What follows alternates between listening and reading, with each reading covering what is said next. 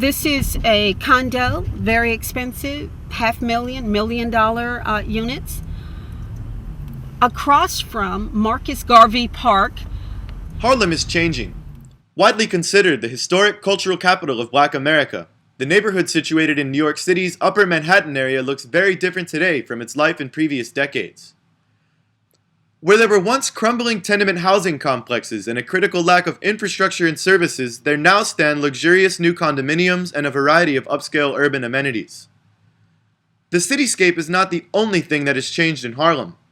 The population is looking increasingly wealthier and whiter as newcomers continue to move to the neighborhood, while previous residents find themselves moving out as housing prices and the cost of living skyrocket. Harlem community activist Nellie Bailey says the neighborhood's experience with gentrification raises important questions about who benefits most from urban economic revitalization. Well, when you redevelop houses, in any housing, of course it's good. The issue is why, and this is a standard reply of so many old-timers in Harlem, why is it that the development here was only worthwhile when whites moved in? Why didn't we see this? Why was this not done for us? Why were we allowed to live in the misery of drug infections and vacant lots that was littered with glass and garbage and needles? And I think that's a legitimate question. And it's fair for one to ask what undergirds all of this, this public policy and legislation, if it's not race and class. Harlem and the rest of New York City have witnessed a steady decline of their black population as people displaced by gentrification have been forced to relocate to more affordable parts of the country, like the South. Harlem's black population grew significantly in the early 20th century as many people migrated from southern states and were often unable to find housing in many other parts of the city due to the unwillingness of white landlords to rent to people of color. In the 1920s and 30s, the neighborhood became the epicenter of an explosion of black cultural production in the areas of art, music, and literature, in an era that became known as the Harlem Renaissance. This is the famous Cotton Club from the Harlem Renaissance. It has a historic note in the Harlem Renaissance, one of the few remaining buildings from that period. It still has a very active clientele and series of events. It is a favorite of the tourists who come into New York City because it really represents the jazz age period of the Harlem Renaissance. There are many people from Harlem who share a difficult history of marginalization and abandonment by the state. The area was previously subjected to severe targeted cutbacks in public spending on vital services and regularly endured sustained predatory landlord practices that led the city to repossess a large number of neglected properties that had become uninhabitable. Community investment has long been desired in Black Harlem, but neighborhood residents today say they are still feeling betrayed by the city's policies and the role of real estate markets in decision-making processes. Black people came to Harlem because they had no other choices. There was nowhere to go. They were pushed into Harlem, into a slum. And it was because of institutional racism. It was because of public policy that discriminated. The city used to own 60% of the real estate here in Harlem. Why was there not a strategic program of development that developed housing that was income targeted, that it reflected the reality of the incomes of the people who was here? There are a number of powerful actors and interests at play with investment practices in financial and real estate markets. The Manhattanville area of West Harlem is the target site of a large and costly expansion project by the prestigious Columbia University. The private Ivy League school says that it needs more space to accommodate its growing student body and research institutions, and that the project will create thousands of jobs for the community. Those opposed to the move worry that many of the jobs will not become available for years to come, and that they may come too late. The announcement of the expansion had already attracted a number of real estate developers to the area, and has since accelerated gentrification and community displacement as rents continue to rise as a result.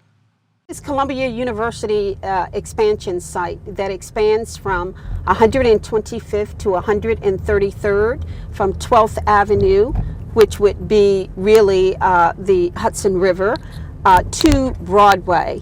And Columbia University's 18-acre expansion cost about $6 billion. There have been several legal battles over the power to use eminent domain in Manhattanville, which allows an entity to confiscate private properties if it is determined that the surrounding area is blighted and will be developed for civic purpose. A small number of private property owners have continued to resist attempts by the university to pressure them into selling and relocating, though New York's Court of Appeals recently ruled in favor of Columbia's use of eminent domain, reversing an earlier ruling. Columbia University has been accused of manipulating regulations so that the Empire State Development Corporation, a New York public authority that has received significant financial contributions from the university, would determine that there was sufficient blight in the area to initiate the eminent domain-backed land grabs. Columbia University had its sight on all of these private properties.